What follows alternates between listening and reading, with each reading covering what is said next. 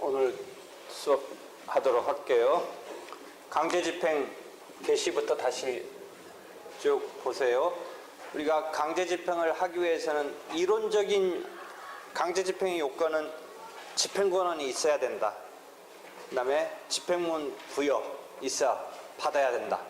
이 두 개가 이제 이론적인 요건이고, 그것을 갖다가 이제 강제집행 신청서에다가 첨부해서 개시를 신청하는 거죠. 그래서 이제 개시 신청에 있어서 요건이 이 민사집행법상 나오는 요건으로서 개시하기 위한 요건이 필요하다라는 거죠. 그래서 그러한 강제집행 이제 신청서 들어가서 개시하기 위한 그런 것 등을 배우기 시작했어요. 그러니까 이론적인 요건으로서의 집행권은 집행문 부여, 여기까지는 일단 이제 더는 얘기 안 할게요. 그 다음에 집행문 부여를 둘러싼 어떤 다툼이 있어서 채권자면 채권자 측에서, 채무자면 채무자 측에서 그 다툼에 대해서 구제 수단 네 가지 타입의 이의 신청, 그 다음에 이의예소, 거절에 대한 이의 신청, 이의예소 등등 그 채권자 측과 채무자 측에서 벌어질 수 있는 그 분쟁에 따른 구제, 그것을 설명한 바가 있어요. 그래서 오늘은 이제 강제집행 개시 자체로 이제 요건 그 자체로 살펴보는데, 좀 전에 이미 이야기했듯이 집행권한이 송달돼야 된다. 다만 판결의 경우는 집행권한이 판결일 때는 이미 아마 송달됐었을 상황이 앞에 펼쳐졌겠죠. 선고되면서 송달되니까. 그래서 그 송달 증명서랑 확정 증명서를 이제 집행하기 위해서 증명서를 이제 신청해서 받아서 여기 개시 신청할 때 같이 들어가야겠죠. 그래서 집행권한 송달 쭉, 그 다음에 집행문의 경우도 일반적인 것은 상관없는데 그 승계 집행문이라든지 이런 경우 조건이 성취됐는지 여부 등에 있어서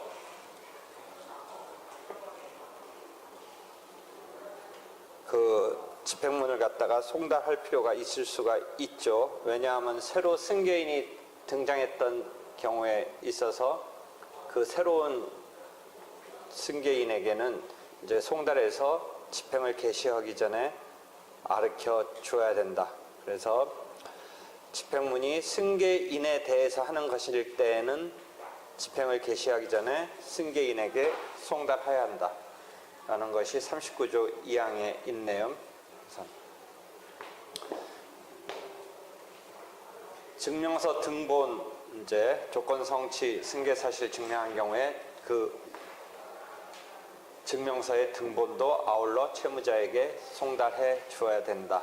이런 거는 이제 일반적으로 집행권한과 집행문에 따른 일반적인 개시 요건이고, 특수하게 이제 거기에 이행기가 붙었던 집행권한이었다면 그 이행기 도래 여부를 이제 요 집행 개시 단계에서 이행했다라는 것을 나타낸 뒤에, 이행기가 도래했다는 것을 나타낸 뒤에 하는 건데, 이행기가 이제 확정기한의 경우에는 뻔한 거니까 여기서 그냥 체크하면 돼요. 개시 단계에서 체크해서 뻔한 건데, 다만 불확정기한은 이게 뻔한 건 아니니까 집행문 부여 단계에서 해갖고 와야 돼요.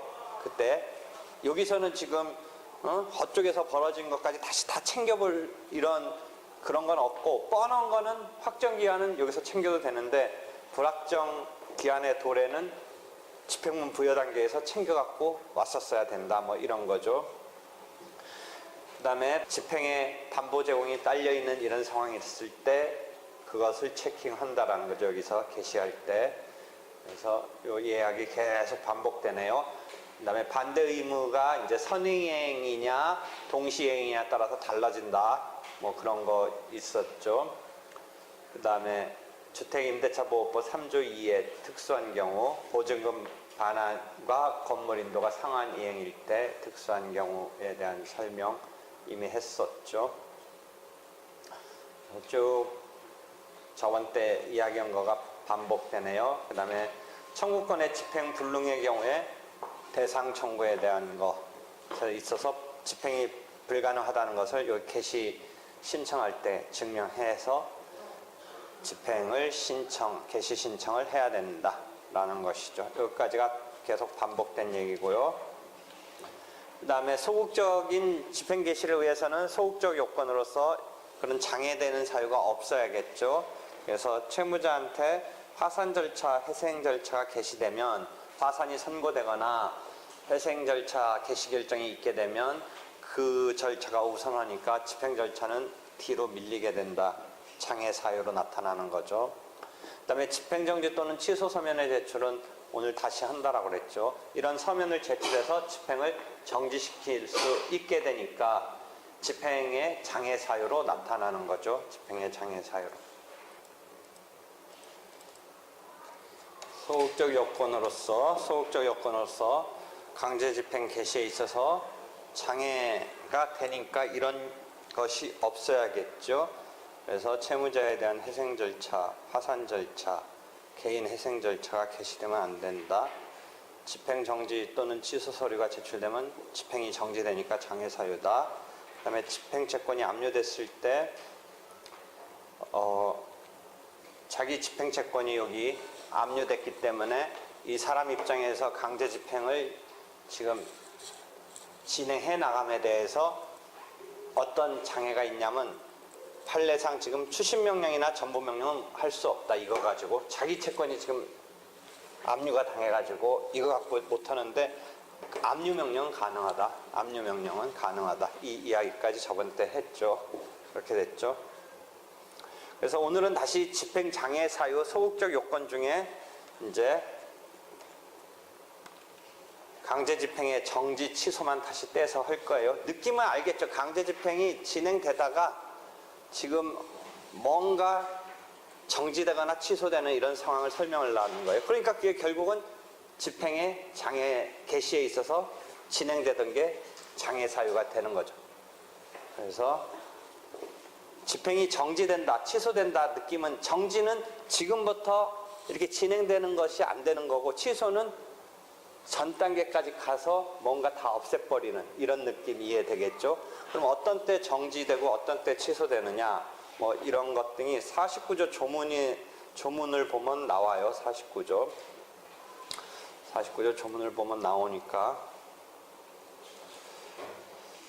집행의 정지는 법률상 사유에 의해서 집행기관이 개시 아직 안 했다. 집행에 아직 개시도 없었다라면 개시되는 단계에서 또는 일부 진행되고 있으면 그 이후부터 속행되는 이런 부분에 대해서 계속할 수 없는 상태를 말한다. 그런데 항상 여기서 특이한 게 뭐예요? 소유권 이전 등기 막 이런 의사의 진술을 명하는 그런 경우는 판결이 확정되면 그대로 집행이 종료되는 거예요. 그렇게 해서 등기부에 올리는 것이 종료되니까 거기는 이 시간적 간격이 없다라고 그랬죠. 항상 주의할 거는 시간적 간격이 없으니까 정지 이런 개념이 있을 수가 없어요. 뭔가 이렇게 시간적 간격이 있어야지 진행 간격이 있어야 정지되고 이런 개념이 나오는데 그래서 이 패러그래프 보면 의사의 진술을 명하는 재판은 이전 등기 뭐 말소 등기 이런 거는 확정과 동시에 의사를 진술한 것과 그 판결의 내용이 주문의 내용이 상대방 공동 어떤 이전 등기 같은 걸 신청함에 있어서 의사를 진술한 것과 같은 효력이 발생하므로 현실적으로 집행 절차가 존재하지 않고 따라서 집행 정지라는 개념도 생기지 않는다. 그래서 아울러서 이제 나중에 우리가 청구 이의소 이런 것 같은 경우도 뭐 대상도 되지 않는다. 이런 것까지 지금 여기 아울러 써놨는데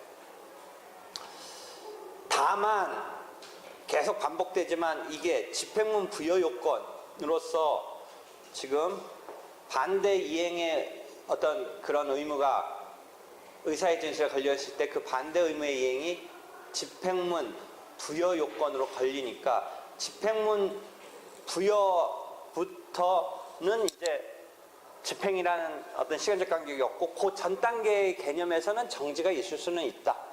그 전 단계에서는 정지의 개념이 있을 수 있다. 뭐 이 이야기네요.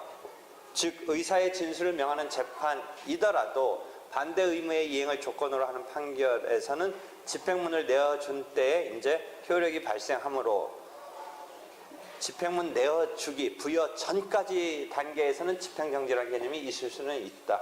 뭐 이 이야기를 하고 있네요. 이러한 집행정지의 원인은 49조 등의 집행정지 서류를 제출하는 경우가 있고, 아까 우리가 집행 개시 요건에서 소극적 요건으로서 집행장애 사유로서 파산 절차, 회생 절차, 개인 회생 절차 등이 이제 그러한 결정이 있으면 집행이 장애되니까 그런 경우는 이런 서류 제출이 아니라 그런 사실이 발생한 것만으로 정지가 되는 그런 상황도 있어요. 그래서 이 정지의 원인에는 크게 집행정지 서류를 제출한다든지 그러한 파산이 선고됐다든지 회생 절차에 개시 결정이 있었다든지 등이 있으면 그것이 집행의 장애 사유가 돼서 정지가 된다라는 이런 상황도 있는데, 우리가 주로 중점으로 볼 거는 집행정지 서류의 제출이에요.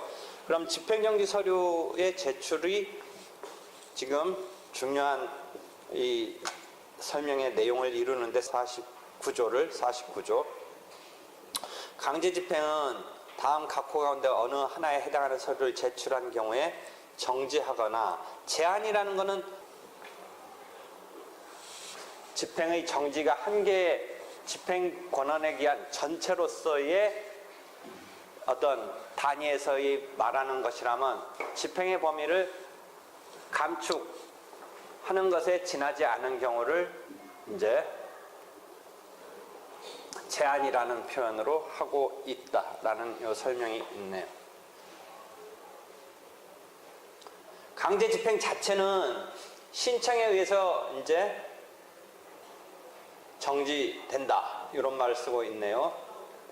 그래서 다만 나중에 보면 신청에 의하여라는 의미는 실무상 신청서가 들어갈 수도 있는데 꼭 신청서가 들어가지 않고 그냥 이런 서류를, 그 대신 이런 서류는 제출해 줘야 돼요. 지금 좀 이따 보려는 서류, 정지시킬 수 있는 상황이 담긴 서류를 제출은 해줘야 된다는 의미의 신청이지, 그 자체 신청서를 하나 별도로 이렇게 내는 것까지 하는 건 아닌데, 다만 뭐 실무상 그렇게 하는 건데, 하여튼 이론상은 그런 건 아니고 이 서류만 내면 돼요. 다음 각호 가운데 어느 하나에 해당하는 서류를 제출하면 돼요.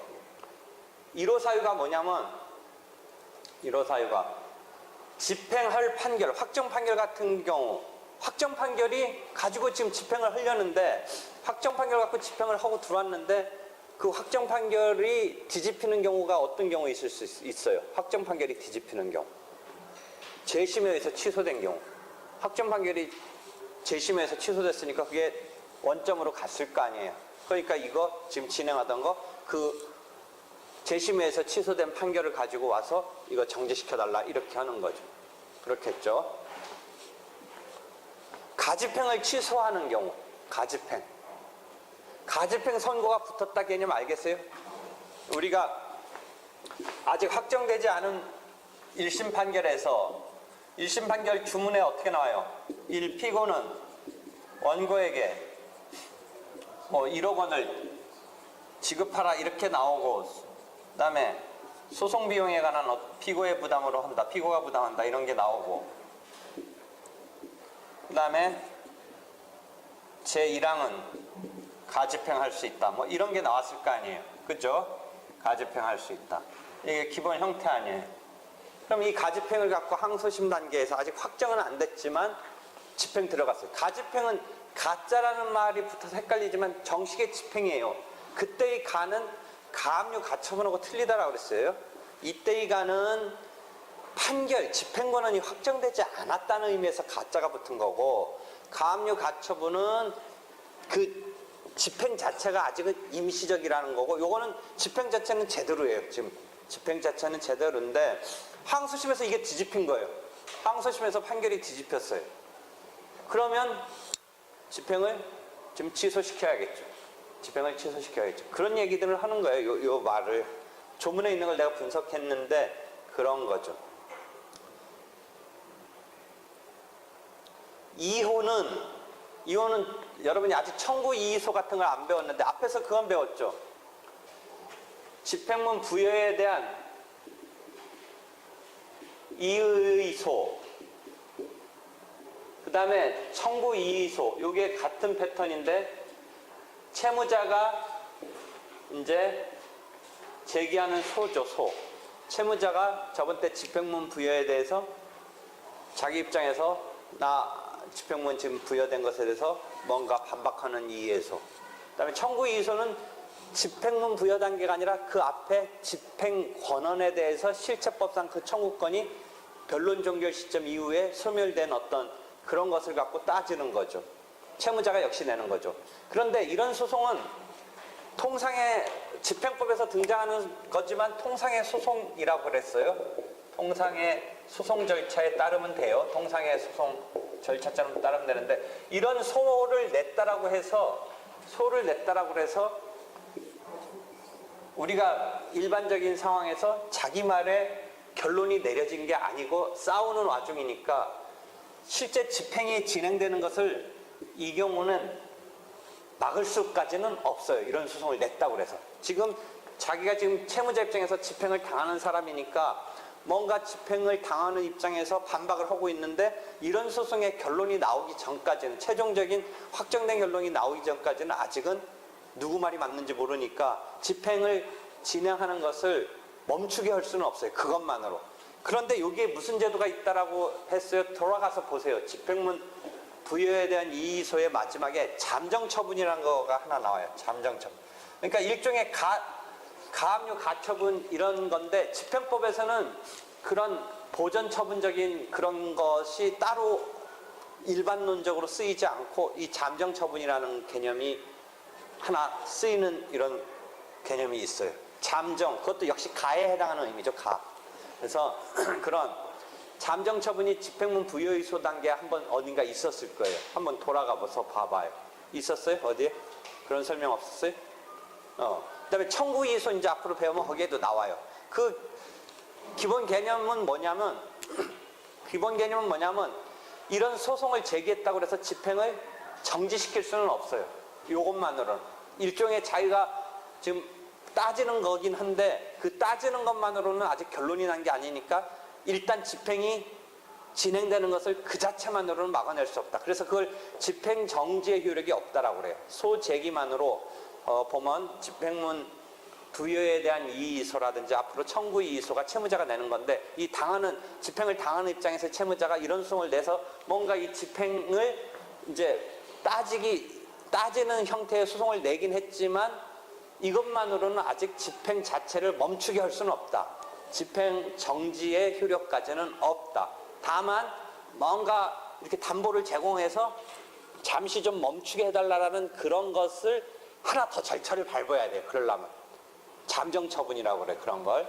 그래서 잠정처분이라고 하는데 그런 것에 대해서는 45조의 집행문 부여에 대한 이의소 민사집행법 보면 그 다음에 44조의 청구에 관한 이의소 다음 즉 44조 45조 다음에 46조에 잠정처분이라는 게 있어가지고 집행문 부여에 대한 이의소와 청구에 관한 이의소는 강제집행을 계속해서 진행하는데 영향을 미치지 않는다. 소제기만으로는 영향을 미치지 않고 그대로 진행이 돼요. 그래서 그 이의를 주장한 사유가 법률상 정당한 이유가 있다고 인정되고 어느 정도 개연성이 이렇게 불만이 어느 정도 맞을 것 같고 그 다음에 그래서 그것에 대해서 소명이 되고 그래서 판결이 있을 때까지 담보를 제공하게 하거나 또는 담보를 제공하지 않고 집행을 정지하도록 명할 수 있다.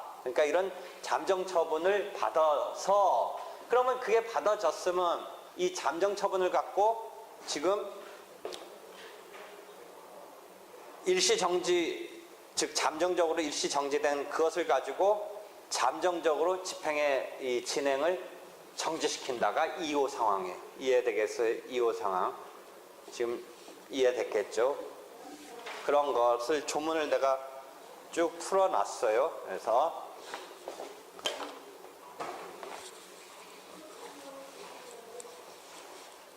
요게 판결이 재심 등에 요 부분은 판결이 재심 등에 의해서 취소된 경우를 상정하면 되고, 요 경우는 가집행이 항소심 단계에서 이제 1심 판결 원고가 승소했던 게 뒤집히면 가집행도 붙을 필요가 없죠. 원고 청구가 기각되면 원고가 승소였으니까 가집행이 붙었지, 항소심에서 이렇게 뒤집혀 버리면 가집행이 날아가니까 집행 자체에 진행하는 것도 그 서류를 가지고, 그러니까 항소심 판결을 가지고 여기에 집행을 정지를 이제 신청해야죠. 2호는 지금 여기에 집행 부여에 대한 이의소, 청구 이의소에 대한 45조, 44조 다음에 보면 46조에 요거에 대한 것이 강제 집행을 정지시키는 효력은 없기 때문에 잠정 처분이라는 개념이 하나 나와서 잠정 처분에 의해서 일시 진행이 정지돼서, 왜 또 여기에 일시 정지라는 느낌이 뉘앙스 잘 보세요. 잠정 처분이니까 승부가 나서 자칫 이 따진 사람 말이 안 맞으면 다시 이 집행하는 게 문제될 게 없잖아요. 지금 일단만 보류해 둔 거죠. 일단만. 그렇잖아요. 누구 말이 맞을지 모르니까 일단 보류해 둔 거죠. 그러니까 이 경우는 일시정지를 명해서, 그래서 잠정적으로 정지한 이 처분에 따라서 집행을 정지한다, 이런 개념이 2호의 상황이죠. 이해되겠어요? 2호 상황이 그런 거예요. 나머지 3호는 집행을 면하기 위해서 담보까지 제공했으면 뭐 그 서면을 내면 집행을 정지할 수도 있고, 쭉쭉쭉 읽어보면 돼요. 5호는 소치하에 의해서 이제 수송 계속이 없어졌으니까 그것에 따라서 이제 그 소치하 조서를 제출해서, 등본을 제출해서 집행을 정지시킬 수 있다든지 하는 거죠. 그 다음에 6호는 강제 집행을 하지 않거나 하는 화해가 됐었을 때의 경우에 그것을 제출해서 집행을 정지한다, 이런 개념이죠. 되겠어요? 여기 보면 뭐 하나 설명이 혹시 어려울 수 있냐면, 가집행이 여기 보면 여기 이 민사소법 215조 조문인데, 가집행의 선고는 그 선고 또는 본안 판결을 바꾸는 판결의 선고로 바뀌는 한도에서 그 효력을 잃는다. 민사소법 조문인데 소송법에서 잘 안 보는 조문인데 이 말 읽어보세요. 가집행이 아까 여기 있네. 요 가집행이 요게 원고 승소가 항소심에서 바뀌면 요 가집행도 따라서 바뀌겠죠. 이게 원고가 이겼던 게 졌으면 아예 가집행은 없어지겠고, 요게 좀 줄어들면 요것도 그만큼 줄어들어야 되잖아요. 지금 가집행 부분도 그 얘기예요. 그러니까 요 본안 판결을 바꾸는 요게. 그런데 요 앞에 말은 뭐냐? 가집행 선고는 그 선고, 가집행만 바꾸는 경우도 있어요. 가집행 거의 없는데, 그리고 그렇게 하면 안 된다고까지도 하는데 가집행만 바꾸는 경우도 있어요. 가집행 선고만. 그래서 그런 상황까지를 쓴 거예요. 다시요. 집행할 판결 속에 확정 판결이나 아니면 가집행 선고부 판결이, 가집행 선고가 있었던 판결인데 그게 요 판결의 요 일항이 바뀌면서 가집행도 이제 바뀌게 될 테니까, 그런 상황이 여기고, 가집행을 취소하는 여기가 지금 아까 가집행만 바꾸는 경우, 그 설명을 지금 1호, 2호가 아니라 요 앞 1호에서 동그라미 1, 동그라미 2 상황을 여기 다시 설명했어요. 동그라미 1에서 집행할 판결을 취소하는 재판이라 함은 가집행 선고 있는 판결을 상소심에서 취소하는 경우, 1심에서 원고가 이겼고 그래서 가집행까지 붙었는데 항소심에서 그 일항이 주된 주문이 뒤집히면서 결국 집행 못할 이런 상황의 경우를 말하는 거고, 그 다음에 가집행 취소를 하는 재판은 본안 판결과는 별도로 가집행의 선고만을 취소하는 경우, 근데 거의 없다고 그랬어요. 이 경우 가집행의 선고만을 취소하는 경우 거의 없어요. 그런 경우를 상정한 거예요. 지금 그래서 215조에 보면 본안 판결을 바꾸는 경우는 아까 그 판결이 취소되는 경우고, 이 경우는 가집행이 취소되는 경우예요. 즉 215조 요 앞부분은 가집행이 취소되는 경우고, 본안 판결을 바꾸는 경우는 판결이 취소되는 거니까 가집행 선고부 판결이 항소심에서 뒤집히는 경우, 가집행 선고부 판결이 항소심에서 뒤집히는 경우. 이해됐어요?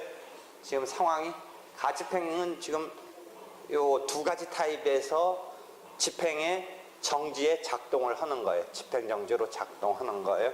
그 이야기를 써놨어요.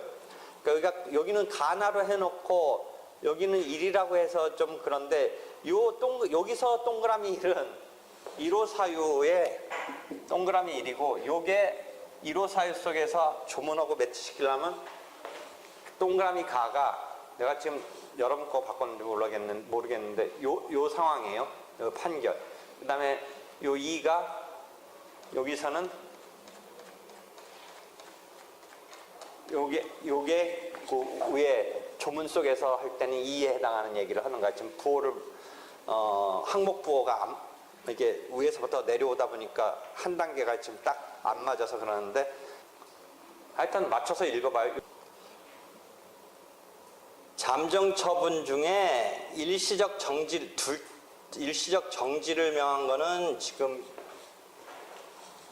거기에서는 지금 2호 사유고, 그 다음에 앞에서 동그라미로는 1호에 5에 해당하는 거는 그 잠정 처분에서 취소까지 나간 거고, 그 다음에 다는 그 1호에서 동그라미 3 조문에서 있는 거는 청구 이의소 같은 게 받아들여져서 확정된 경우를 상정하면 돼요. 조문을. 강제 집행을 허가하지 아니하거나 청구 이의소 같은 게 들어가서 인용돼서 확정됐을 때, 그게 1호의 3 표시로 되어 있는 강제 집행을 허가하지 아니한 경우에 그 확정 판결, 청구 이의소가 받아들여진 판결, 재판 정본, 그 판결서를 갖고 제출해버리면 이제 정지가 된다라는 거고, 그 다음에 5호는 그 집행처분이 취소되는 경우, 잠정처분은 2호에 있어서 지금 정지의 경우에 잠정처분, 이런 경우가 여기 2호 사유이고, 거기까지 정리를 해보세요. 그래서 다시 보면 설명으로는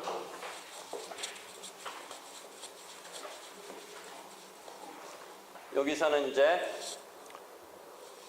집행문 부여에 대한 이의 신청이라든지 청구에 관한 청구 이의소라든지 집행문 부여에 대한 이의소라든지 또 앞으로 제3자 이의소 배울 건데, 이런 것이 인용된, 받아들여진 것이 확정됐을 때, 그래서 그걸 갖고 가서 집행을 정지시킬 수 있다가 지금 요 다 앞에서는 3으로 맞추면 되겠네요. 1호에 3이라는 상황. 그 다음에 집행처분에 1호의 그 5라는 상황, 1호 속에서 5라는 상황은 집행처분의 취소를 명한 재판이라 하면 이러한 이의소 등에 있어서 이 자체는 집행을 지금 정지시키는 게 아니고 아까 다는 확정이 됐으니까 이제 집행이 정지되는 거고 지금은 아직 확정된 게 아니라 아직 가타부타 결론이 없는 거니까 잠정 처분을 걸어서 그 잠정 처분이나 또는 상소의 추후 보완에 있어서 상소를 하면서 집행정지를 거는 뭐 이런 경우에 대해서 이미 실시한 집행처분의 취소를 명하는 재판, 이호는 강제집행에 일시정지를 명한 취지를 적은 재판의 정본을 가지고 잠정처분 같은 경우를 가지고 일시적 정지의 그 내용이었으면 이호에 의해서 그 정본을 제출해서 집행을 정지할 수 있다 이런 거예요. 그 다음에 집행을 면하기 위해서 담보를 제공한 3호의 이런 경우는 가집행을 하면서 담보로 일정 금액을 공탁하면 가집행 면제받을 수 있다 이런 식으로 가집행이 붙는 경우가 있거든요. 그래서 민사소법 213조 2항에 그렇게 할 수 있다.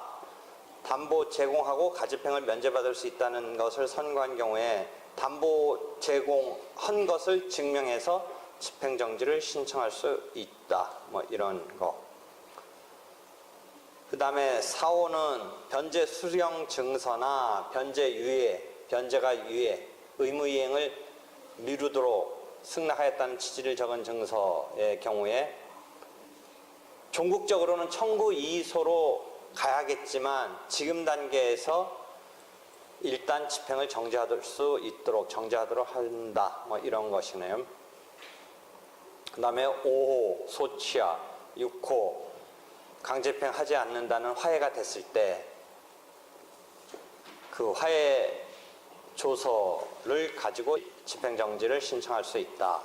그 다음에 이런 서류 제출 말고 아까 말한 화산, 회생 이런 경우에 집행장애 사유가 있을 때는 이 경우는 신청이 아니라 집행기관이 직권으로 하는 경우예요. 집행기관이 특징은 직권으로 지금 좀 아까까지 49조 사유는 그런 서류를 제출하면서 신청을 한다라는 개념인데 이 경우는 이런 사실이 발생하면 집행기관이 직권으로 집행을 정지한다라는 거죠.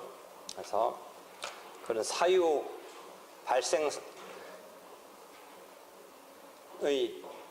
사유를 크게 두 가지로 분류하면 서류를 제출하는 49조와 지금 법정 사실의 발생이라는 두 번째 사유로 크게 나눠볼 수 있다 이거죠.